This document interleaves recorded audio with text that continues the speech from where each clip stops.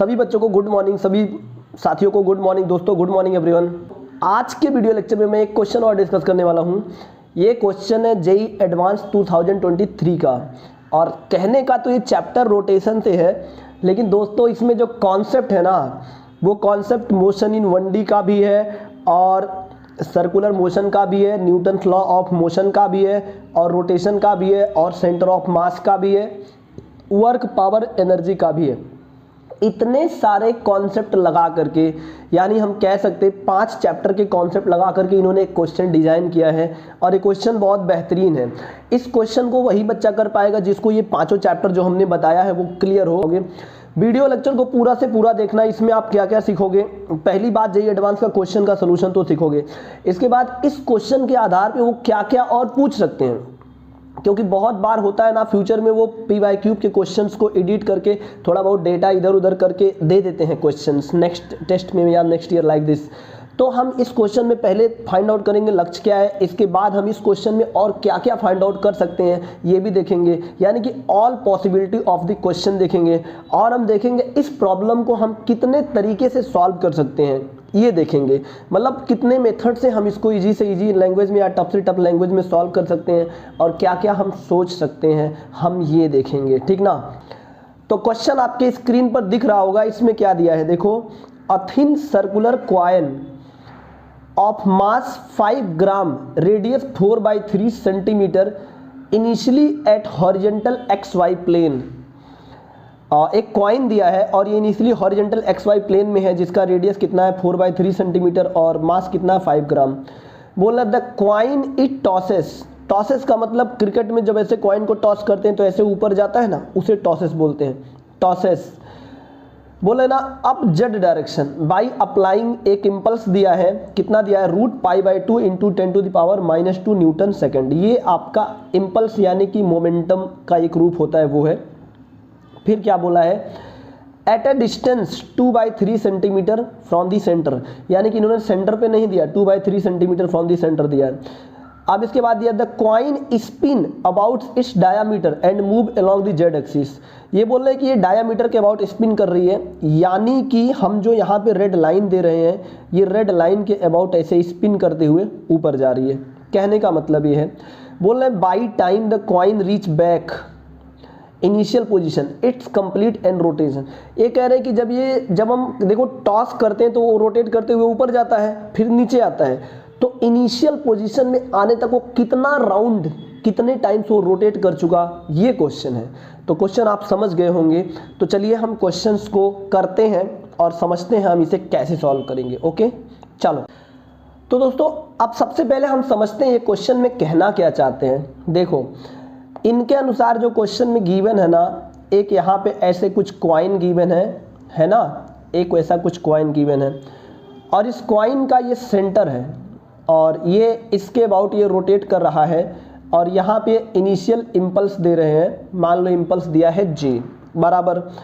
अब ये ऐसे रोटेट करते करते करते करते ऊपर जाएगा, ऊपर से फिर नीचे आएगा। तो जब इनिशियल पोजीशन में आया कितना रोटेशन हुआ, यही हमसे पूछा है। तो चलो देखते हैं। मान लो ये है एक्चुअली जब इन्होंने इम्पल्स दिया, इम्पल्स देने के बाद मान लो कि इसका इस सेंटर ऑफ एक्सिस जो है, इसके अबाउट रोटेशन है ओमेगा, और इनके जिस सेंटर ऑफ मास की जो वेलोसिटी है अपवर्ड डायरेक्शन में, इसका मान लो कितना है VC, यानी सेंटर की जो वेलोसिटी है उसको हमने कितना माना है, VC माना है। अब थोड़ा सा सोचो, जब ये ऐसे रोटेट करते करते करते करते करते करते करते करते टॉप पॉइंट पे पहुंच जाएगा, तब यहाँ पे कॉइन का सेंटर की जो वेलोसिटी है यानी VC की जो फाइनल वेलोसिटी है, यानी VC यहाँ पे 0 हो जाएगा। बात सही है, लेकिन बच्चों ओमेगा 0 नहीं होगा। VC क्यों 0 होगा? क्योंकि इसके सेंटर पे जो ग्रेविटी है वो नीचे की तरफ लग रहा है, जो धीरे धीरे धीरे धीरे इसकी वेलोसिटी को कम कर देगा। पक्की बात ये है।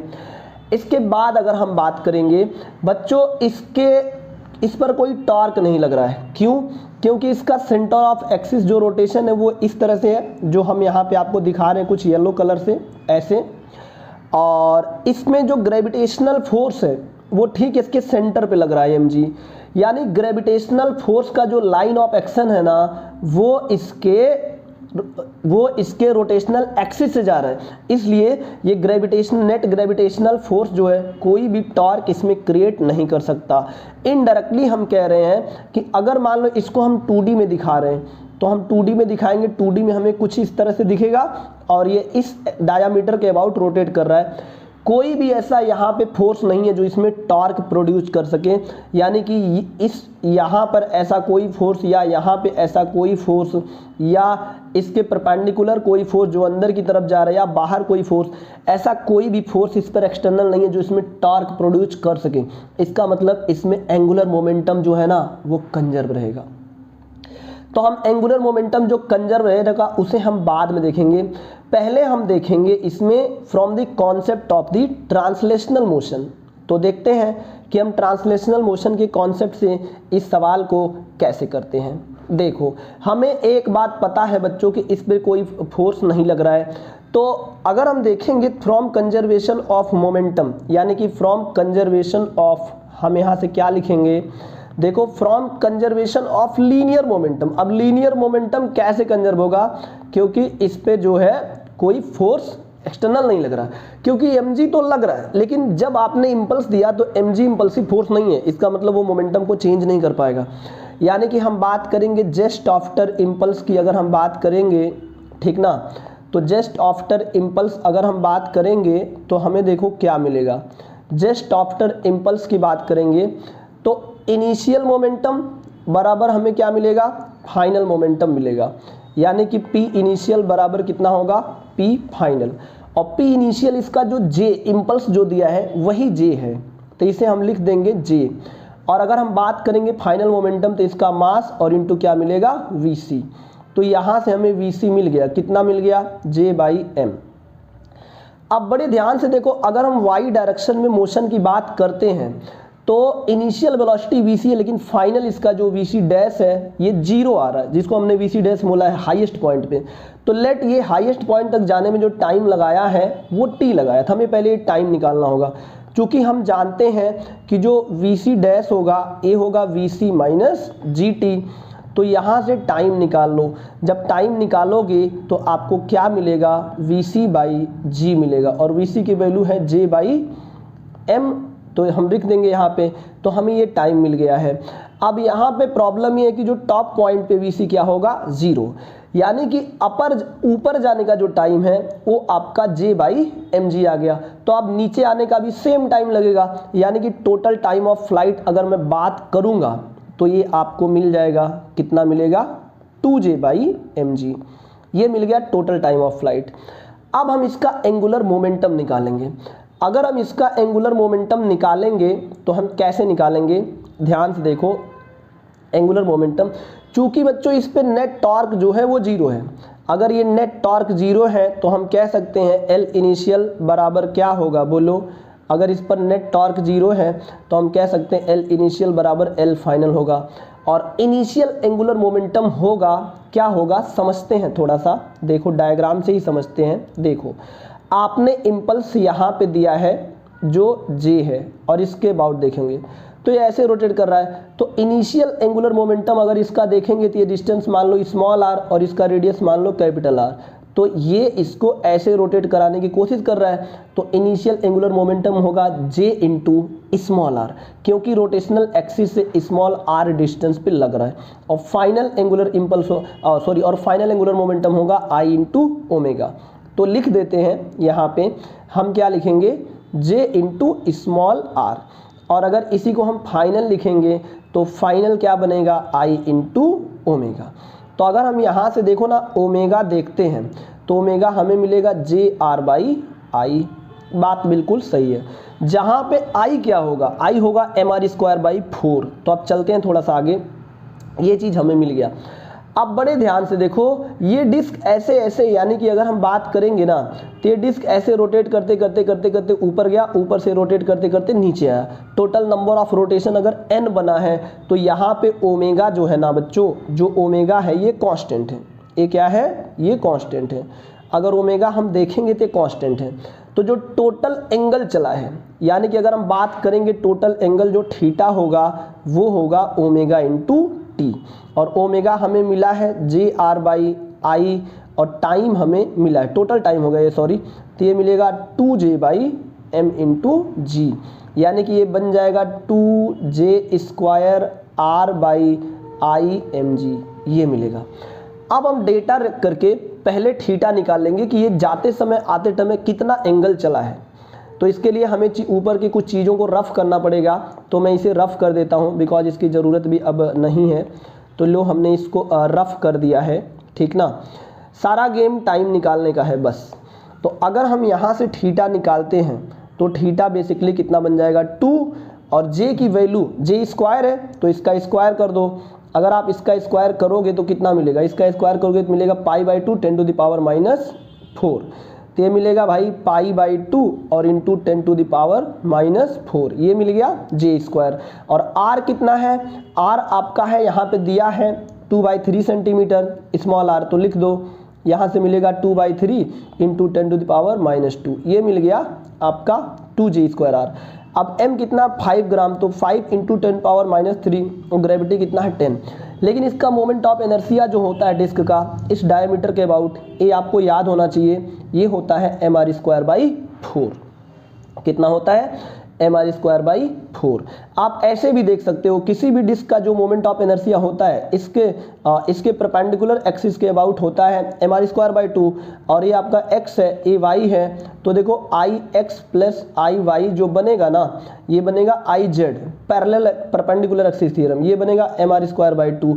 लेकिन ix iy ऑल्सो बराबर है, तो यहाँ से जो iy आएगा ये iz/2, यानी mr²/4 आएगा। आई होप इतना आपको आता होगा, इसलिए हम ये सब चीज़ें डिस्कस नहीं कर रहे हैं क्वेश्चन में। चलो देखो, अब इसके बाद अगर हम यहाँ पे देखेंगे तो मोमेंट ऑफ इनर्शिया लिखेंगे तो हमें क्या मिलेगा, हमें मिलेगा mr²/4। तो लिख दो, m की वैल्यू लिखो 5 इंटू 10⁻⁻3, और r की वैल्यू कितना मिलेगा 4/3 है, तो ये आएगा आपका 4/3 इंटू 10⁻⁻4 और इंटू 4/3, और डिवाइड में कितना बनेगा 4, तो बन गया 4। तो जब इसे पूरा सॉल्व करोगे, देखो डेटा आपके पास गिवन है, इसे आराम से आप सॉल्व करते रहना, ठीक ना। इसे जब आप सॉल्व करोगे तो आपको बेसिकली कितना मिलेगा, ये आपको मिलेगा 60 टाइम्स पाई, यानी कि जो टोटल एंगल चला है, आप इसे सॉल्व करके देख लेना। अब हम जानते हैं कि अगर ये n रोटेशन चलता है तो एंगल होता है 2n पाई, और ये मिल गया हमें 60 पाई। तो हम यहाँ से निकाल देंगे और यहाँ से 2 से इसको काट देंगे तो n की वैल्यू कितना आ जाएगा 30, यानी आपका आंसर क्या है 30। ये हमने अप्रोच 1 बताया है, जो बहुत ही ईजीएस्ट अप्रोच है, सबसे ईजी अप्रोच है, आप ऐसे कर सकते हो, ठीक ना। अब बड़े ध्यान से देखेंगे, अगर हमें टाइम ही निकालना है, बिना टाइम के तो हमें पता नहीं चलेगा। ओमेगा तो आपको मिल जाएगा, नो डाउट, ओमेगा आपको एंगुलर मोमेंटम कंजर्वेशन से मिल जाएगा। अगर हम टाइम किसी और मेथड से निकालें तो हम कैसे निकालेंगे, देखो कैसे और निकाल सकते हैं। जैसे मान लो जब ये कॉइन ना यहाँ से ऐसे ऐसे ऐसे ऐसे ऐसे ऐसे ऐसे ऐसे ऐसे ऐसे करते करते वापस आ गया, तो इसके सेंटर ऑफ मास का ना जो नेट डिस्प्लेसमेंट है ये 0 है, याद रखो ये 0 है। तो हम यहाँ वो कॉन्सेप्ट भी लगा सकते हैं कि dCm बराबर कितना आएगा, vCm into total time minus half GT², ये लगा सकते हैं। अगर यहाँ से लगाएंगे तो सेंटर ऑफ मास का नेट डिस्प्लेसमेंट 0 है, तो यहाँ से हम 0 लिख सकते हैं, और vCm को हम वही लिखेंगे जो हमें मिला था, कितना मिला था j/m इंटू टी और माइनस हाफ GT²। तो यहाँ से t कॉमन ले लो तो j/m माइनस हाफ GT मिल जाएगा 0। तो यहाँ से देखो t की वैल्यू 0 आया है और t की वैल्यू कितना आया है 2j/mg। तो ये दो वैल्यू आपको मिल गया है। तो 2j/mg लगाओ या t = 0, दोनों में से कोई लगाओ, सब आपका सही है। इस तरह से भी आप टाइम निकाल सकते हो और एनालिसिस कर सकते हो, इसमें कोई दिक्कत नहीं है, ठीक है। तो दोस्तों अब इस क्वेश्चन को ध्यान में रखते हुए जेईई एडवांस और क्या क्या पूछ सकता है, थोड़ा इस मुद्दे पर हम विचार करेंगे, क्या क्या पूछ सकता है। चलो देखते हैं। सबसे पहला क्वेश्चन वो पूछ सकता है कि कॉइन जो है कितना हाइट तक गया है, यानी कि मैक्सिमम वो कितना हाइट गेन किया है। तो इसे निकालने के बहुत सारे तरीके हैं। पहले आप निकाल सकते हो, क्या निकाल सकते हो, ऐसे कर सकते हो vCm डैश स्क्वायर बराबर vCm माइनस 2gh। तो हाईएस्ट पॉइंट पर VCM कितना बनेगा 0। तो यहाँ से H अगर आप देखोगे तो आएगा VCM/2G, नो डाउट ऐसे निकाल सकते हो।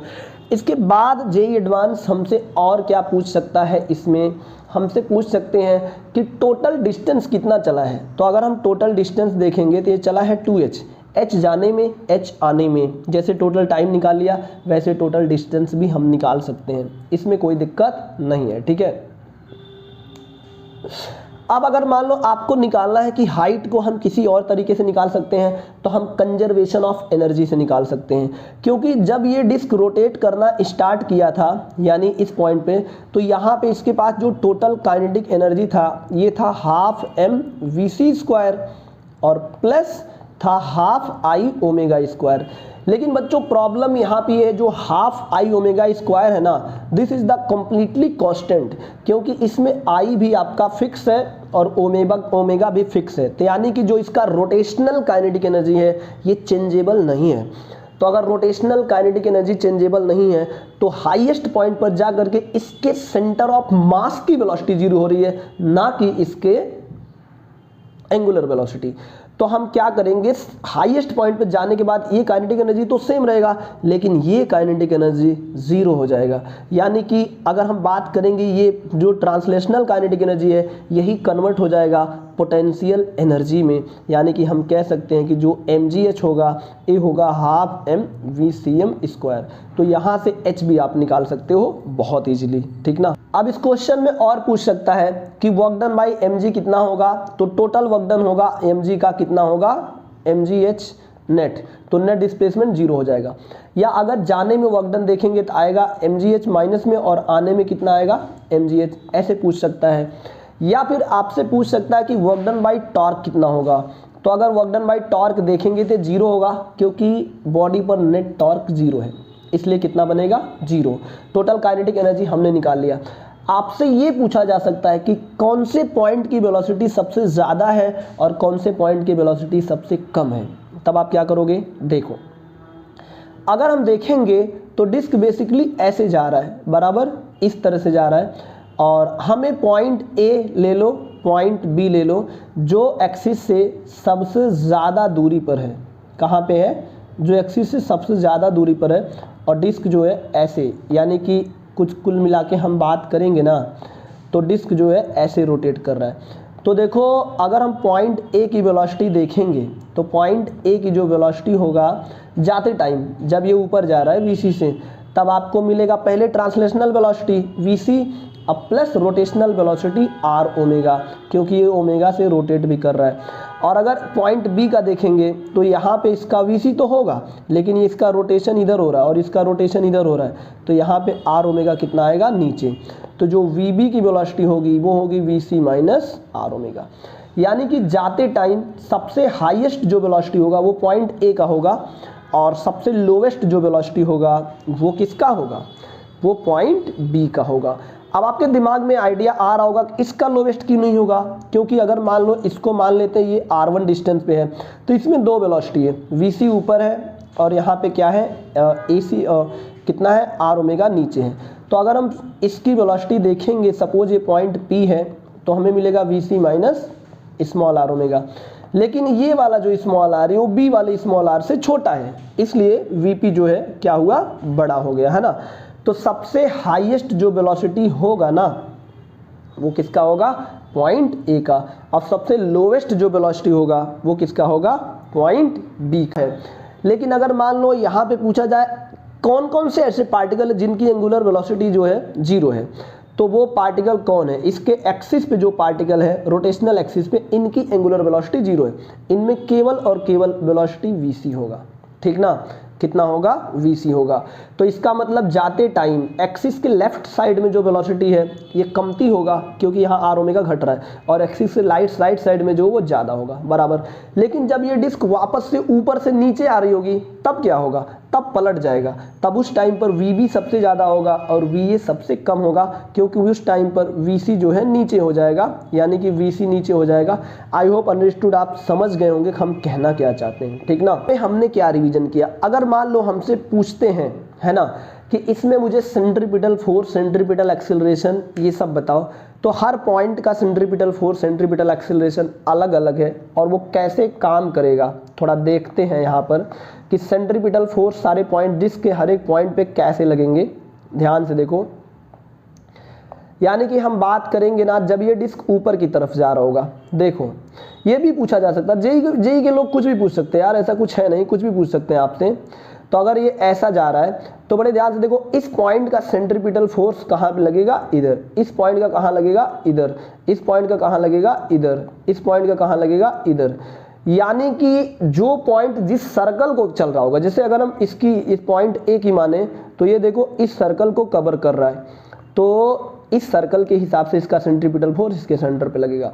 अगर हम पॉइंट, एक नया पॉइंट बना दिए जो ब्लू कलर का, इसको देखो, इसका देखेंगे तो ये इस सर्कल पे चलेगा, तो इसका सेंट्रीपिटल फोर्स इधर लगेगा, इसका सेंट्रीपिटल फोर्स इधर लगेगा। और अगर हम बात करेंगे हर एक पार्टिकल का, तो हर एक पार्टिकल पे सेंट्रीपिटल एक्सीलरेशन जो है ना, ये आपका होगा ओमेगा स्क्वायर आर।